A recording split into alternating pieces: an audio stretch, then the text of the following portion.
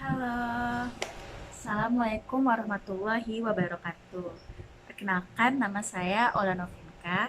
Saya kelas Anfulem 2018, Vekon Universitas Rancang Kuning.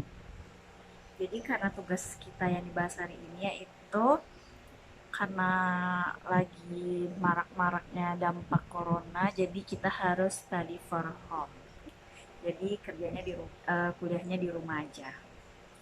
Oke, saya akan membahas tentang mata kuliah manajemen strategi, yaitu bab 15 dan bab 16. Yang pertama itu bab 15 saja kita jelasin, yaitu evaluasi strategi dan kinerja perusahaan.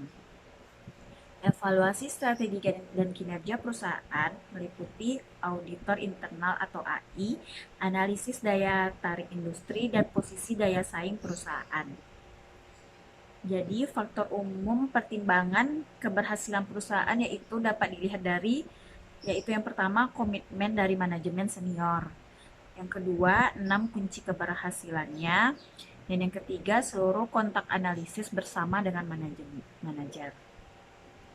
Jadi contoh praktis untuk menentukan faktor-faktor keberhasilan dalam perusahaan itu yaitu yang pertama faktor keberhasilannya yaitu strategi, dan yang kedua organisasi, ketiga staff, yang keempat gaya kepemimpinan, yang kelima sistem informasi, dan yang keenam orientasi pelanggan. Jadi 10 implementasi dalam program peningkatan kualitas yang telah diimplementasikan yaitu ada 10 elemen. Itu yang pertama, mendefinisikan kualitas dan nilai pelanggan. Yang kedua, mengembangkan orientasi pada pelanggan. Yang ketiga, berfokus pada proses bisnis perusahaan. Keempat, mengambil pendekatan pencegahan. Kelima, menghubungkan kerja dan pelanggan dan pemasok. Yang keenam, mengadopsi perilaku. Yang ketujuh, melihat pada fakta. 8. Mendukung setiap manajer. Yang kesembilan, menciptakan suatu atmosfer. Dan yang 10, bekerja keras. Jadi, dalam perusahaan ini harus ada balanced scorecard-nya. Dalam kajian manajemen strategik ini, penentuan hasil berkaitan dengan penentuan keberhasilan apakah strategi berhasil atau tidak. Artinya hasil akan dijadikan ukuran apakah strategi berjalan baik atau tidak. Penentuan hasil yang dijadikan ukuran menjadi sangat penting karena akan menentukan apakah strategi bekerja dengan baik atau tidak.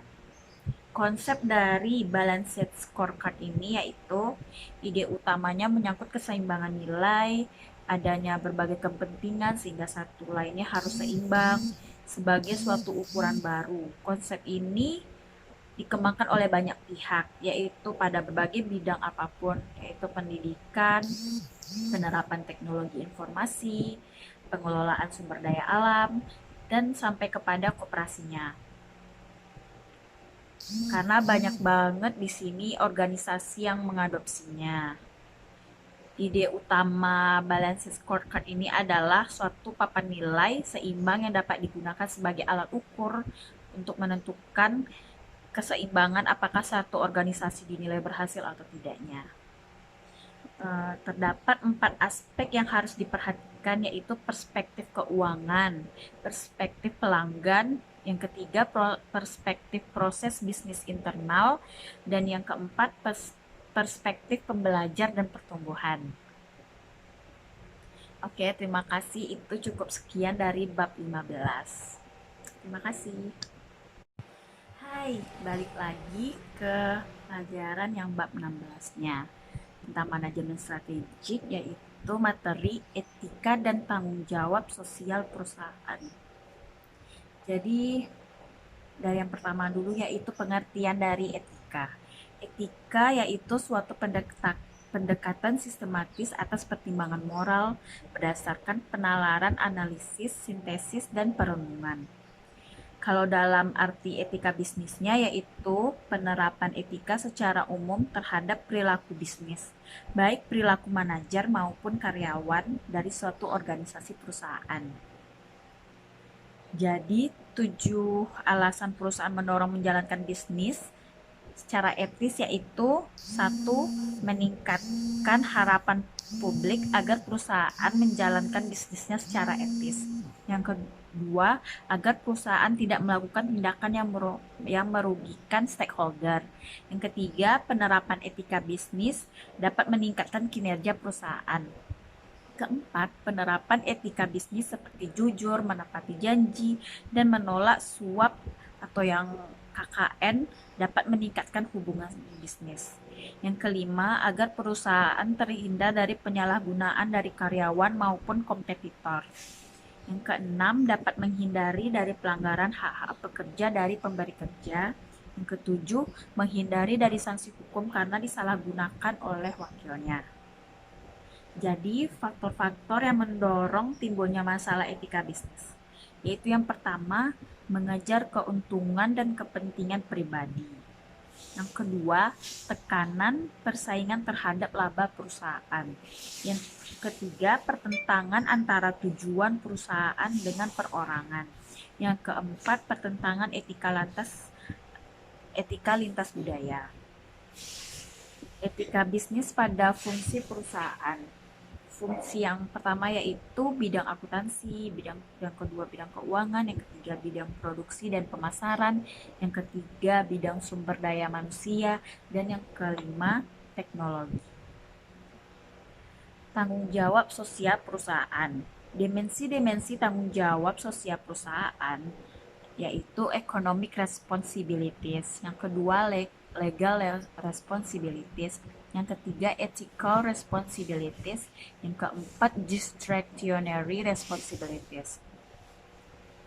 Jadi saya akan menunjukkan tentang gambar yang ditimbulkan oleh operasi perusahaan di slide selanjutnya ya, di gambar selanjutnya ini. Jadi kesimpulannya yang dapat kita bahas dari bab 16 ini yaitu dalam perkembangan CSR di Indonesia, yaitu pelaksanaan CSR merupakan berasal dari inisiatif perusahaan dan bukan tuntutan dari pemerintah atau dalam Undang-Undang Republik Indonesia. Yang kedua, pelaksanaan CSR merupakan pelaksanaannya sudah diatur oleh Undang-Undang Dasar Republik Indonesia.